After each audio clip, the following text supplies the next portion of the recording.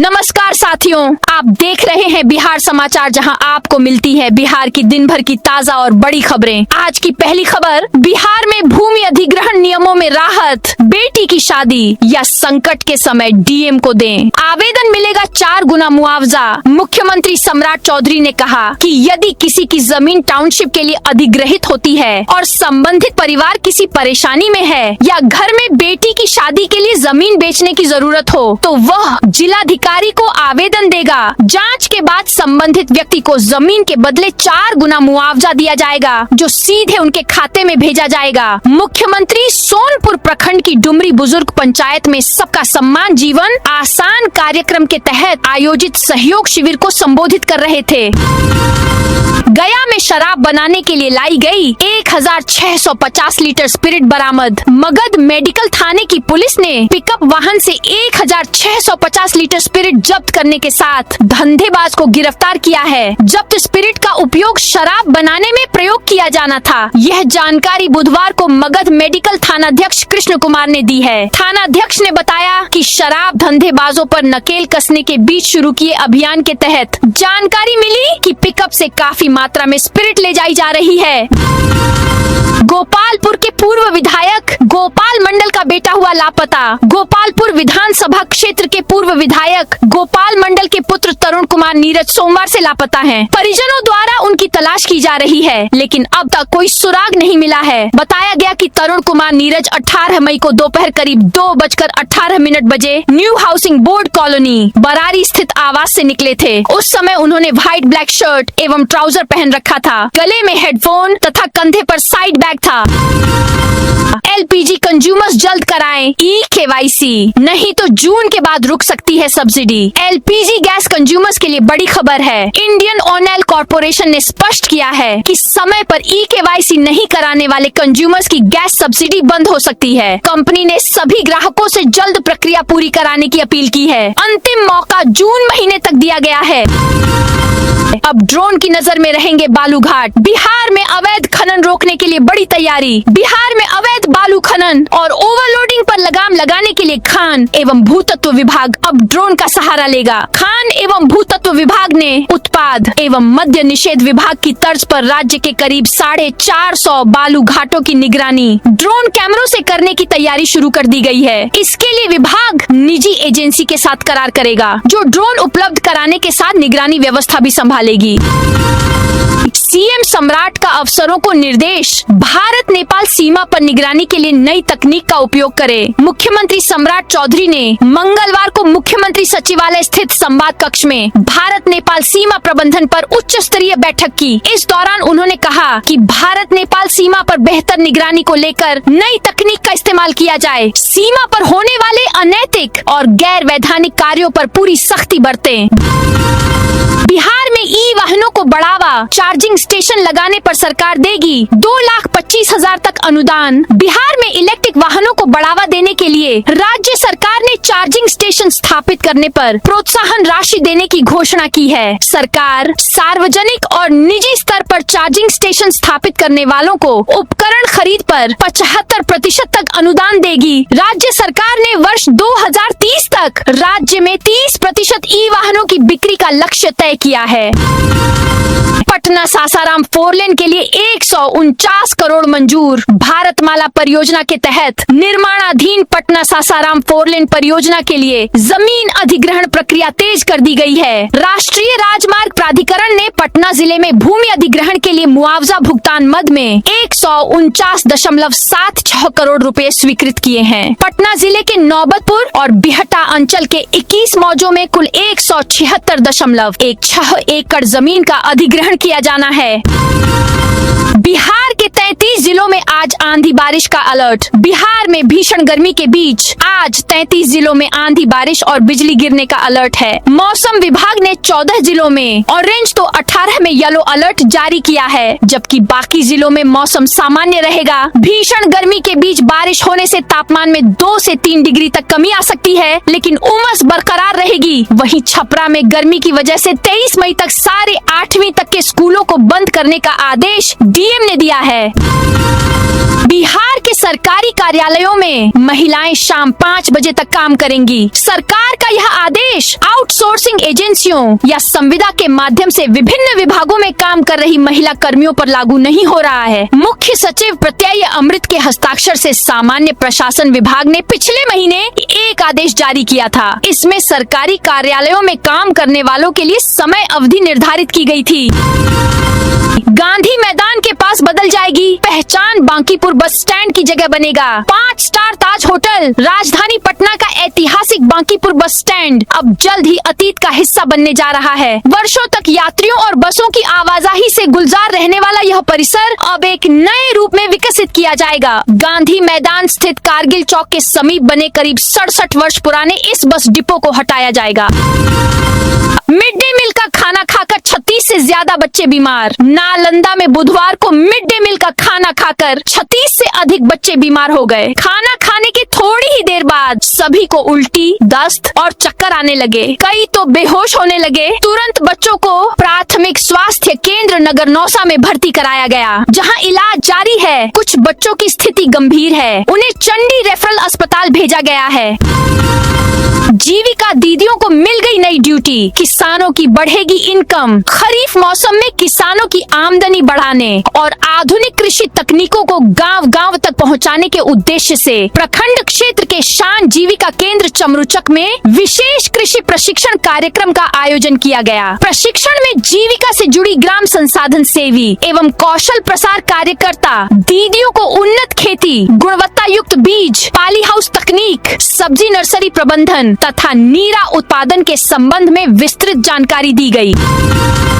बिहार में गंगा दशहरा से मंदिरों में रोज होगी गंगा आरती। राज्य में गंगा तट पर स्थित बिहार राज्य धार्मिक न्यास परिषद से संबद्ध सभी मठ मंदिरों में अब प्रतिदिन गंगा आरती होगी। इसको लेकर धार्मिक न्यास परिषद के अध्यक्ष प्रोफेसर रणवीर नंदन की ओर से सभी मठ मंदिरों के महंत, न्यासधारी, न्यास समिति के सदस्यों एवं प्रबंधकों को पत्र भेजा जा रहा है। रणवीर नंदन ने बताया कि माँ गंगा के अवतरण दिवस गंगा दशहरा पर 25 मई से भव्य गंगा आरती की शुरुआत की जाएगी।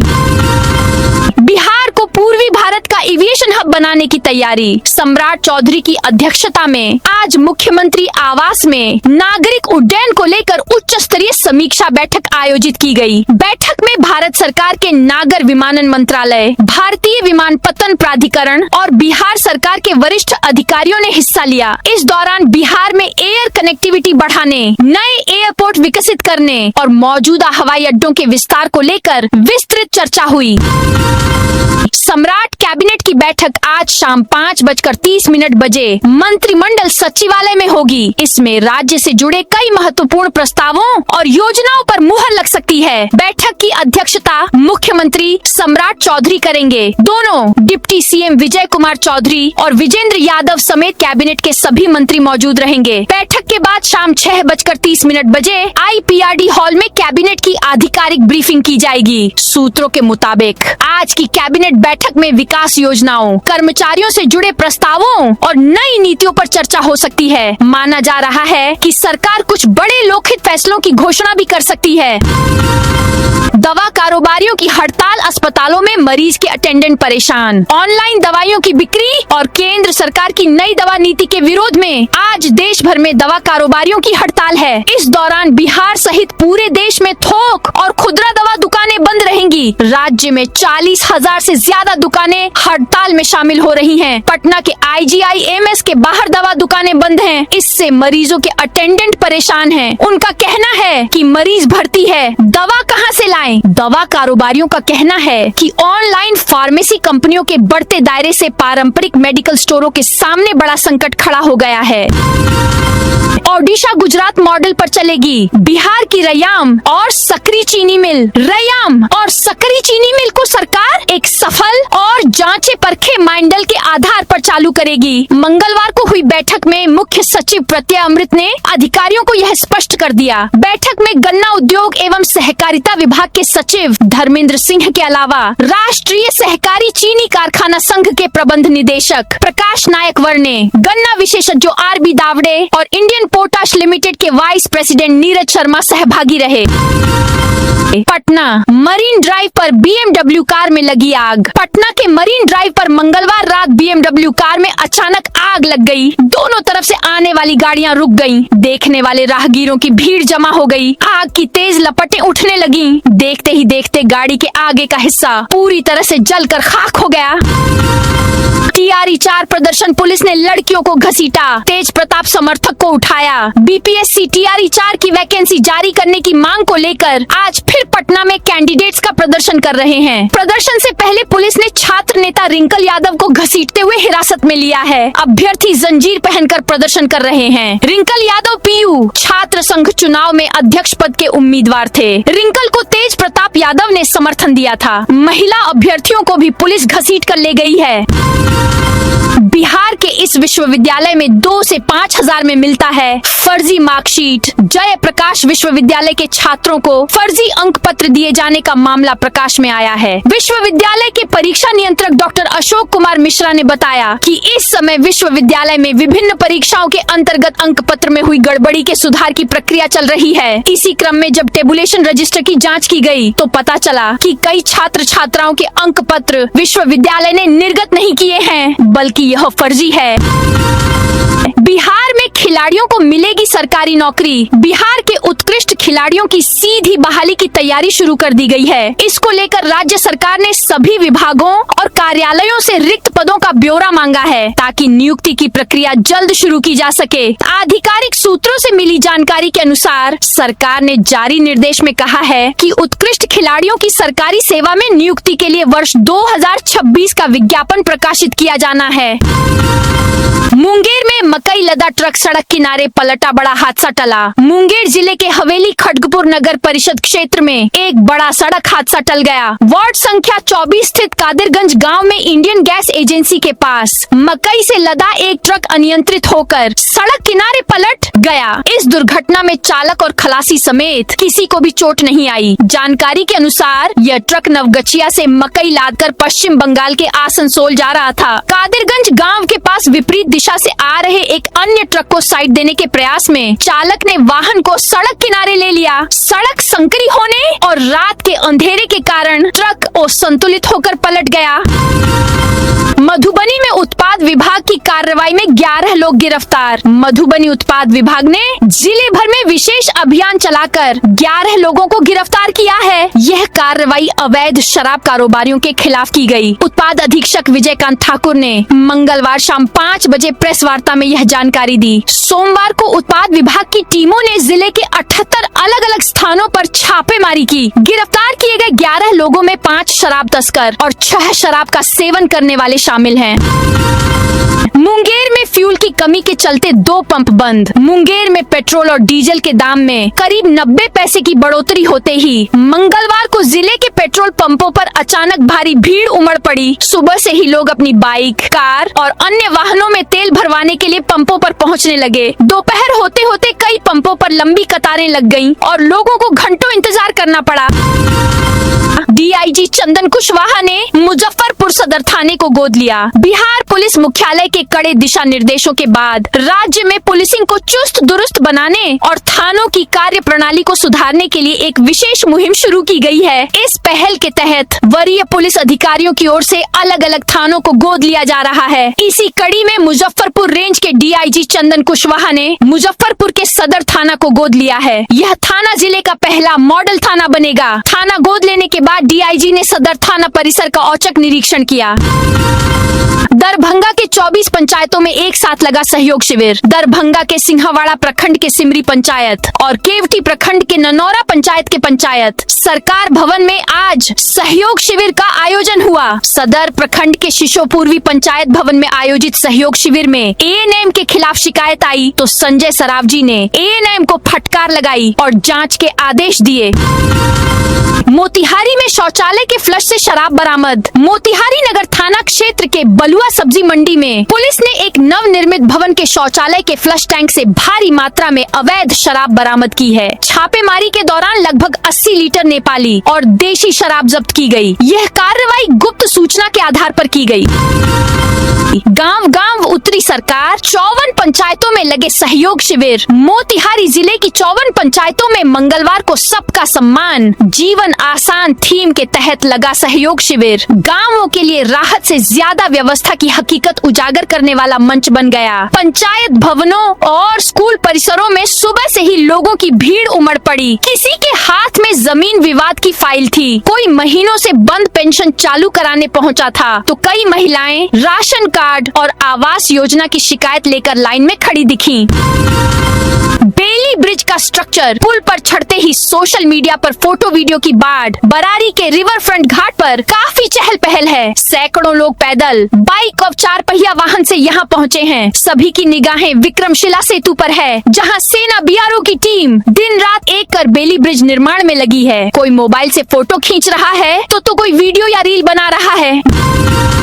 मुजफ्फरपुर के होटल में शराब पार्टी करते 10 लोग गिरफ्तार। मुजफ्फरपुर में मंगलवार देर रात शहर के होटलों और लॉज में जांच अभियान चलाया गया। इस दौरान काजी मोहम्मदपुर थाना क्षेत्र के अघोरिया बाजार स्थित एक होटल से शराब पार्टी करते 9 युवकों और एक युवती सहित कुल 10 लोगों को हिरासत में लिया गया। मौके से शराब की कई बोतलें भी बरामद की गयी। थानेदार चंद्रभूषण कुमार सिंह के नेतृत्व में पुलिस टीम रात करीब 11 बजे होटल पहुंची। जांच के दौरान पुलिस को अलग अलग कमरों में युवक शराब पार्टी करते हुए मिले। सभी हिरासत में लिए गए लोगों से पूछताछ शुरू कर दी गई है। देश के सबसे बड़े सोना लुटेरे सुबोध समेत 12 की संपत्ति जब्त करेगी ईडी। बिहार पुलिस ने अपराधियों के खिलाफ अब तक का सबसे बड़ा कदम उठाया है। कानून व्यवस्था को चुनौती देने वाले 12 कुख्यात अपराधियों और ड्रग माफियाओं पर नकेल कसी जा रही है। पुलिस ने इनकी चल अचल संपत्ति जब्त करने का प्रस्ताव ईडी को भेजा है। बिहार में पहली बार prevention of money laundering act के तहत ऐसी कार्रवाई हो रही है। इसका मकसद अपराधियों की आर्थिक कमर तोड़ना है। अररिया में पेट्रोल डीजल की बिक्री घटी, पंपों पर कम हुई भीड़। खाड़ी देशों में जारी ईरान इराक युद्ध का असर अब बिहार के अररिया जिले में भी दिखने लगा है। पेट्रोल और डीजल की कीमतों में वृद्धि के कारण जिले के पेट्रोल पंपों पर ग्राहकों की भीड़ काफी कम हो गई है। लोग अब महंगे ईंधन से बचने के लिए पैदल चलने या बस, ट्रेन और ऑटो जैसे सार्वजनिक परिवहन को प्राथमिकता दे रहे हैं। शहर के गोड़ी चौक स्थित एक प्रमुख पेट्रोल पंप के मैनेजर अश्विनी कुमार सिन्हा ने बताया कि ऊपर से सख्त दिशा निर्देश जारी किए गए हैं। अब किसी भी ग्राहक को 3 से 4 हजार रुपए से अधिक का पेट्रोल या डीजल नहीं दिया जाएगा। इसके अतिरिक्त नए ग्राहकों को डब्बे या कैन में ईंधन देने से भी मना किया जा रहा है। मनिहारी रेलवे स्टेशन के पास हार्डवेयर दुकान में लगी आग। कटिहार के मनिहारी में मंगलवार रात करीब 9:25 बजे रेलवे स्टेशन गेट से सटी एक बंद हार्डवेयर दुकान में आग लग गई। दमकल विभाग की टीम ने 45 मिनट की कड़ी मशक्कत के बाद आग पर काबू पाया, जिससे एक बड़ा हादसा टल गया। दुकान से निकल रही आग की लपटों को देखकर आसपास के लोगों में अफरा तफरी मच गई। हार्डवेयर दुकान में रखे रंग, पेंट और अन्य रासायनिक पदार्थों के कारण आग तेजी से फैलती चली गई। घटना की सूचना मिलते ही जीआरपी और स्थानीय पुलिस ने मौके पर पहुंचकर सुरक्षा व्यवस्था संभाली। पटना में नहीं बिकेगा खुले में मांस, बिहार का पहला हाईटेक स्लॉटर हाउस राजधानी में बनेगा। पटना में अब खुले में मांस की बिक्री पर रोक लगेगी। इसे लेकर पटना नगर निगम भी तैयारी में लग गया है। पटना में बिहार का पहला हाईटेक स्लॉटर हाउस बनेगा। कस्टमर तक स्वच्छ मांस पहुंचाने के लिए स्लॉटर हाउस से लाइसेंसी दुकानों तक इंसुलेटेड वाहनों से सप्लाई की जाएगी। इसे लेकर निगम ने सर्वे भी कराया है। शहर के बाहरी हिस्सों में ही इसका निर्माण किया जाएगा। रामचक बैरिया में भी जगह देखी जा रही है कि slaughter house design, build, finance, operate and transfer model पर बनाया जाएगा। मोदी ने मेलोनी को मेलोडी टॉफी गिफ्ट की। इटली में एक ही कार में घूमे प्रधानमंत्री नरेंद्र मोदी ने इटली की पीएम जॉर्जिया मेलोनी को मेलोडी टॉफी गिफ्ट की। पीएम मेलोनी ने एक्स पर इस वीडियो को पोस्ट कर कहा, प्रधानमंत्री मोदी मेरे लिए गिफ्ट में बहुत बहुत अच्छी टॉफी लेकर आए। मैं मेलोडी गिफ्ट के लिए थैंक यू। पीएम मोदी अपने 5 देशों के दौरे के आखिरी चरण में मंगलवार को इटली पहुंचे। वहां पीएम मेलोनी ने उनका स्वागत किया। दोनों रोम की सड़कों पर एक ही कार में घूमे और करीब 2000 साल पुराने ऐतिहासिक कोलोजियम का दौरा भी किया। दिलीप जायसवाल के काफिले में गाड़ी की लंबी कतार देश में बढ़ती ऊर्जा जरूरतों और ईंधन बचत को लेकर प्रधानमंत्री नरेंद्र मोदी लगातार लोगों से सादगी अपनाने और पेट्रोल डीजल की खपत कम करने की अपील कर रहे हैं। इसी बीच बिहार सरकार के मंत्री दिलीप जायसवाल का मुजफ्फरपुर दौरा और उनके साथ चल रहा लंबा वीआईपी काफिला चर्चा का विषय बन गया है। इसका वीडियो भी सामने आया है। यूपी में अकेले लड़ेंगे चिराग, भाजपा को कितना नुकसान पहुंचाएंगे। चिराग पासवान की पार्टी एलजेपी बिहार झारखंड के बाद अब उत्तर प्रदेश में विधानसभा चुनाव लड़ेगी। पार्टी यहां की सभी 403 सीटों पर अकेले मैदान में उतरेगी। इसके लिए अभी से तैयारी शुरू कर दी गई है। लखनऊ से लेकर अयोध्या तक चिराग पासवान के बड़े बड़े पोस्टर्स लगाए जा रहे हैं। इस पोस्टर्स पर नारे गढ़े जा रहे हैं, क्यों मांगे उधार, अपना नेता तैयार। यूपी फर्स्ट यूपी वाले मस्ट पार्टी के अध्यक्ष और चिराग पासवान पहले भी ये ऐलान कर चुके हैं कि वे यूपी विधानसभा चुनाव लड़ेंगे। सम्राट सरकार में 2 दिन में 4 एनकाउंटर। समस्तीपुर में देर रात पुलिस और अपराधी के बीच मुठभेड़ हुई है। एनकाउंटर में बदमाश प्रिंस कुमार पुलिस की गोली से घायल हो गया है। प्रिंस को पैर में गोली लगी है। इलाज के लिए उसे समस्तीपुर सदर अस्पताल में भर्ती कराया गया है। जानकारी के मुताबिक प्रिंस पर कई लूट समेत कई आपराधिक मामले दर्ज हैं। किशनगंज रेल रूट पर ऑटोमेटिक ब्लॉक सिग्नलिंग शुरू। किशनगंज रेलवे ने आधुनिक ऑटोमेटिक ब्लॉक सिग्नलिंग प्रणाली को आज से लागू कर दिया है। इस नई तकनीक से ट्रेनों का परिचालन अधिक सुरक्षित, तेज और समयबद्ध हो सकेगा। रेलवे अधिकारियों के अनुसार यह व्यवस्था विशेष रूप से पांजीपाड़ा से सूर्य कमल सेक्शन के बीच लागू की गई है, जिससे पूरे रूट की लाइन क्षमता में उल्लेखनीय वृद्धि की उम्मीद है। रेलवे से मिली आधिकारिक जानकारी के अनुसार इस नव स्थापित ऑटोमेटिक ब्लॉक सिग्नलिंग सेक्शन में कुल 5 स्टेशन शामिल हैं। बांका में 2 बड़ी सड़क योजनाओं का शिलान्यास। बांका जिले के धोरैया विधानसभा क्षेत्र में विकास कार्यों को नई गति देते हुए विधायक मनीष कुमार ने सोमवार की संध्या 2 महत्वपूर्ण सड़क निर्माण योजनाओं का विधिवत शिलान्यास किया। पहला शिलान्यास रजौन प्रखंड अंतर्गत लगभग 5 करोड़ 76 लाख रुपए की लागत से बनने वाली नवादा सखहारा कोतवाली सड़क निर्माण योजना का किया गया। इस दौरान विधायक ने कहा कि सड़क निर्माण से ग्रामीण क्षेत्रों में आवागमन की सुविधा मजबूत होगी तथा लोगों को आवश्यक कार्यों के लिए बेहतर संपर्क मार्ग उपलब्ध हो सकेगा।